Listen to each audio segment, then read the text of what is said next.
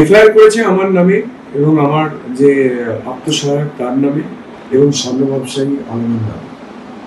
আমি এটাই বলছিলাম যে আপনি এফআইআর করুন, আপনি কোর্টে যান, কোর্টে গেলেই প্রমাণ হয়ে যাবে যে কালীঘাটের কাকু যেমন গলার স্বর পরীক্ষা করা হয়েছিল, আপনারও গলার স্বর পরীক্ষা করা হবে।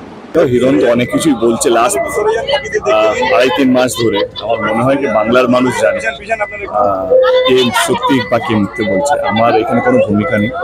আমার মনে হয় কি যেভাবে ও ফেক অডিওগুলো ভাইরাল করছে এবং আমার মনে হয় কি জেতার জন্য যেভাবে ও মিথ্যে প্রচার করছে, কখনো দেবকে খুনি বানিয়ে দিচ্ছে, কখনো দেবকে কখনো ফেক অডিও ভাইরাল করে বলছে না টাকা নিয়েছে বা আমার সহকর্মীরা টাকা নিয়েছে।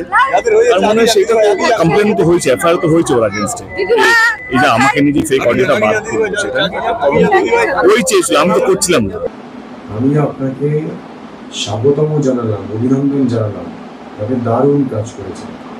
আপনার গলার স্বর পরীক্ষা করলেই পাওয়া যাবে যে আপনি কত বড় চাকরি চুরি চক্রান্তের সঙ্গে জড়িত। বাকি আইনের কথা চলবে। আমি আজ অব্দি হিরণকে নিয়ে আমার কোনো মাথা ব্যথা নেই এবং আমি ওকে শুভেচ্ছা জানাই। ও নিজের মতো করে রাজনীতি করছে, করুক। ও যেটা বিশ্বাস করে সেটাই করছে এবং 4 জুনে বুঝতে পারবে। আমি একটু বলবো, ঘাটাল শান্তিপ্রিয় একটা জায়গা। ঘাটালে মানুষ ভালোবাসা প্রেমী মানুষ এবং এখানে 10 বছর ধরে শান্তি বজায় রাখি এবং রেখেছি আগে, এবং এবারও শান্তিতেই ভোটটা হবে। এবং উনি বুঝতে পারবেন এইভাবে যে নোংরা রাজনীতি, কথাবার্তা, ফেক অডিও, কখনো কেউ যদি অ্যাক্সিডেন্টাল ডেথকে আমাকে বলা হয়েছে দেব মেরেছে, দেব খুন করেছে, এবং যেভাবে উল্টো পাল্টা যেভাবে আমাদের আরোপ লাগানো হচ্ছে সেগুলো আমার দুঃখজনক। এটুকু বলবো, আর 2 দিন বাকি, তারপরে ইলেকশন। শুভেচ্ছা সমস্ত দলকে এবং সমস্ত দল এবং তার প্রার্থীদেরকে শুভেচ্ছা যারা ঘাটাল লোকসভা কেন্দ্র থেকে দাঁড়িয়েছে। আমি সাধুবাদ জানালাম যে আপনি এফআইআর করেছেন। তদন্তে আমরা পূর্ণ সমর্থন করব, তদন্তে আমরা পুলিশকে পূর্ণ সমর্থন করব।